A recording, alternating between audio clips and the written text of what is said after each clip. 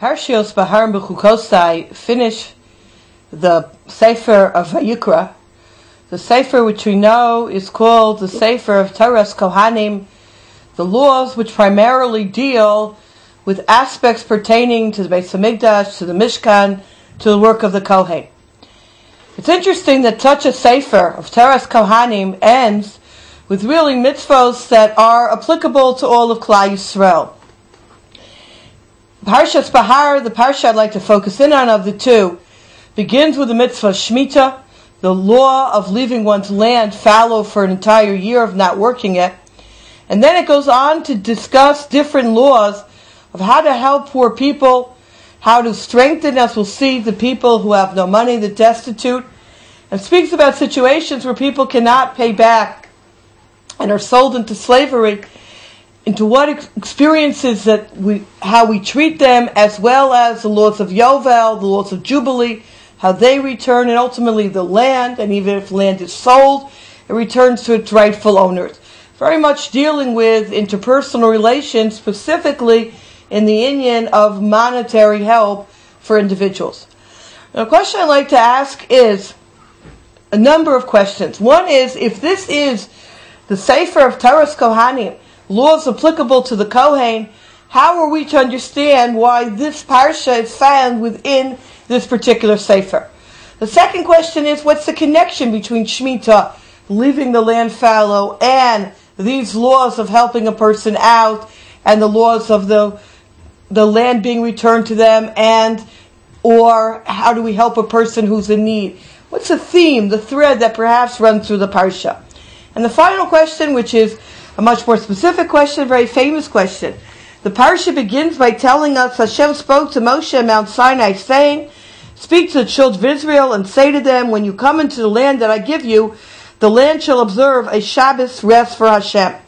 And Rashi immediately asks a very famous question, Ma'inyan Shemitah Etzel Har Sinai. Why is it that this particular law, it's stated explicitly that it was said at Mount Sinai? And Rashi teaches us a famous answer, where Ma Shemitah Nemru Kalotahu Proseha V'Tiktukah Misinai.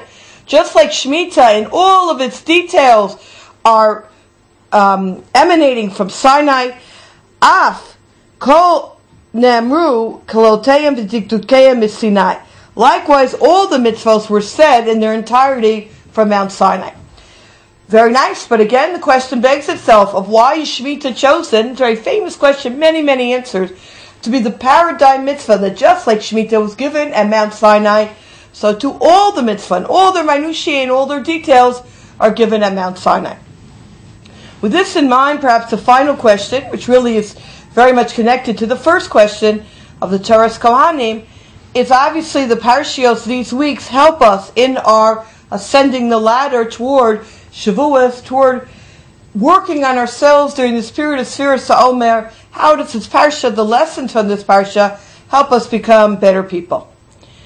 So I'd like to analyze, I think, a very important yesod in the Sefer B'Yam Derech that is learned from the law of Shemitah, and to be able to take this fundamental principle and really be able to apply it to our lives and use it as a thread really in the entire parsha.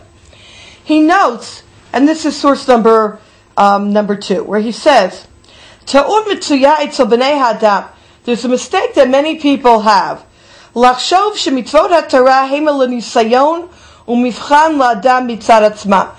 mitzvos, right, are just a test and to test a person.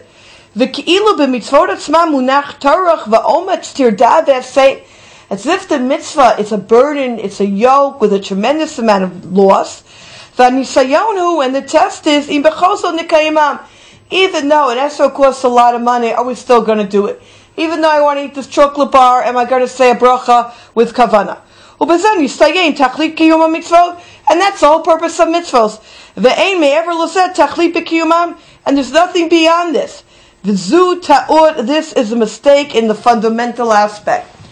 And in working with young people, with 18-year-olds who are going through stages of questioning, very often a child who's very bitter, who's come from a very difficult religious experience and upbringing, will ask such a question.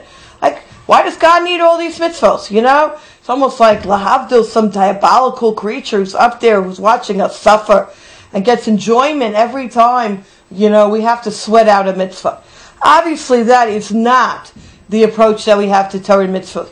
And obviously, if somebody feels that every mitzvah is a burden, and you know, it's 613 burdens, and how many burdens can you place on a person? Someone's going to feel very choked and not able really to do the will of Hashem. And therefore, says B'yam Derech, I'll tell you what the secret is.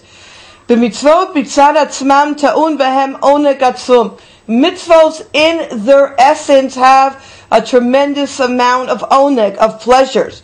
V'nisyonot hema rak misaviv lahem. There are challenges, but they're only ancillary. When you get to the core mitzvah, when you shake that lulav and esrog, there's an ecstasy that's beyond words.